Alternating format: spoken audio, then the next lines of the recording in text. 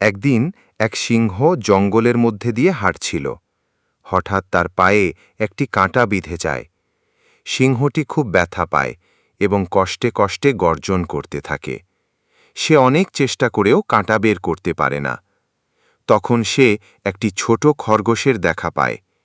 সিংহটি খরগোশকে অনুরোধ করে, দয়া করে আমার পা থেকে কাঁটা বের করে দাও, আমি আর সহ্য করতে পারছি না। খরগোশটি ভয় পেলেও সাহস করে এগিয়ে আসে এবং ধীরে ধীরে কাঁটাটি বের করে দেয়।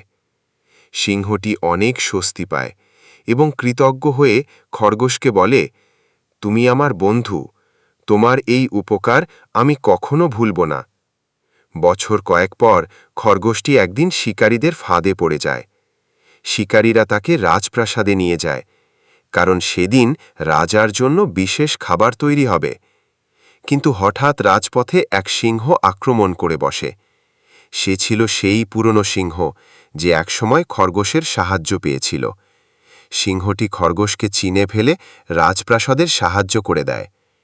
গল্পের শিক্ষা: যে উপকার করে তাকে কৃতজ্ঞতা জানাও, ভালো কাজ একদিন ফিরেই আসে।